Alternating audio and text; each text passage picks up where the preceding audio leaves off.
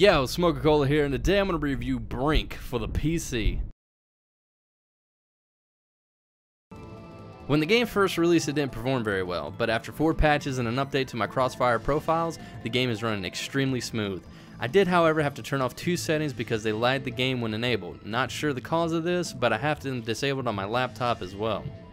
Now, I'm not bragging about my desktop, it's more than powerful to handle any game, even if it's a bad port or a poorly coded game.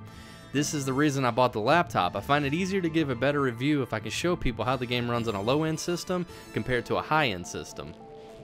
The lag was not the only issue I had when the game was first released. The font also has a garbled text sometimes, making it unreadable, and the sound will cut from the match, leaving everyone in a mime-like warfare. Now, this may sound cool, but it's quite frustrating. I remedied this by throwing on some tunes to get through the match. One of the latest patches stated this issue was fixed, and I have not run across this problem again, so this may very well not be an issue anymore. Now let's get into the textures and options you have for the graphics. There are only a few, but luckily a tool has been released to make things a little bit easier. Instead of editing a configuration file, you can use the GUI friendly program that will allow you to change several settings, and even allow you to use a 360 controller on your FPS game.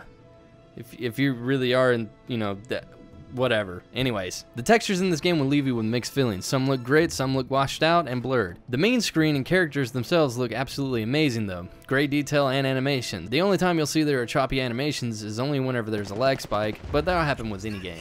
Lastly, I want to talk about you 360 ladder shot guys out there. Now, I know you like to record your gameplay, but this one has a bit of an issue with it. It will run great fully maxed out, but as soon as you flick the switch to record, it will bring your PC to its knees. This is a major issue, especially for the people who like to record gameplay for commentary and montages. However, as you can see here, if you have a high-end gaming PC, you will have no issues with recording the gameplay at watchable frame rates. I will have footage at the end of the review to give an idea of how this game will run on a high-end PC and a low-end gaming PC. The footage was shot with the camera to show the performance of each system. This is where it gets interesting. I personally believe that they worked on the gameplay so much that it caused them to skip focusing on a lot of the bugs. At this point, the game is very playable and has only given me a few things to gripe about. Everything was well thought out. I can't compare it to other FPS games on the market because it's nothing like them. I feel this is the reason it's gotten a lot of mixed reviews. People can't accept change when a game comes along that provides a fresh feel to a specific genre, especially one as testosterone driven as FPS. All hell breaks loose. The addition of parkour to an FPS game is simply amazing. The movement is fluid and you'll find yourself wanting to slide around corners more just to spray someone's kneecaps with an SMG. It also helps if you're in a bind surrounded by the enemy and just need to make a quick getaway. Your body type will decide on your ability to move around objects. This is where it gets a bit tricky. They went for realism on some parts, but the game doesn't really feel like it's meant for realism. These are not major deal breakers due to the gameplay being so good, but not being able to remove scars or tattoos because they are permanent once you select them is kind of retarded for a game that looks like TF2 when it comes to style.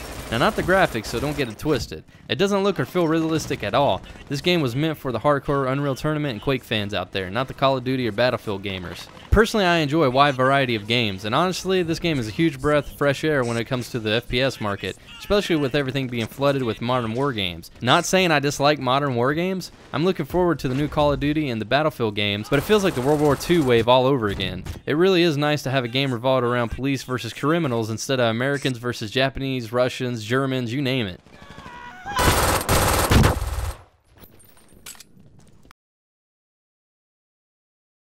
The storyline is rather interesting, and you start off the game by either saving the Ark, which will land you on the Enforcer side, or escaping the Ark, which will result in you being a fugitive trying to escape the Ark.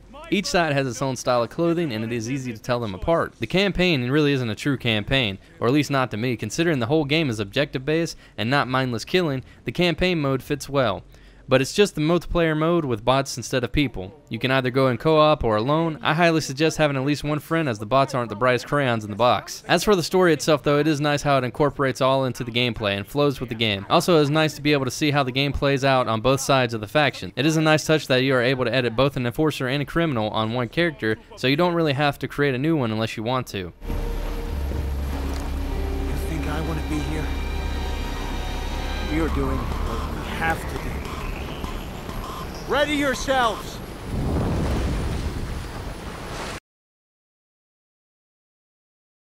Overall, the game is great and it adds a new taste to the FPS genre, and it is something I'm quite impressed with. As stated, the addition of parkour is quite effective and the lean system is actually useful. I've never used lean in any other FPS game, but I felt this game got it spot on. I found myself using it frequently and getting more frags because of it. The only downside I could see of this game was the various bugs, but because the company was so quick to support it, that really doesn't have a big effect on my opinion of the game. If anything, it helped me from rating it lower. Also, the major lack of gamers online is rather disappointing. I enjoy the game personally, and it runs very well on both my laptop and desktop, so I know it's not a performance issue. Hopefully more people will be willing to take a look at this game after they see my review, and it will change a few minds.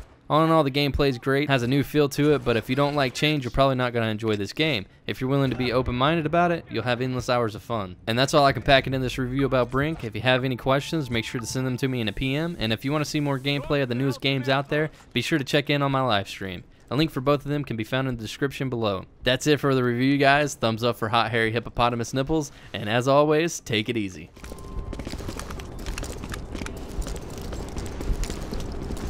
They're taking our command post.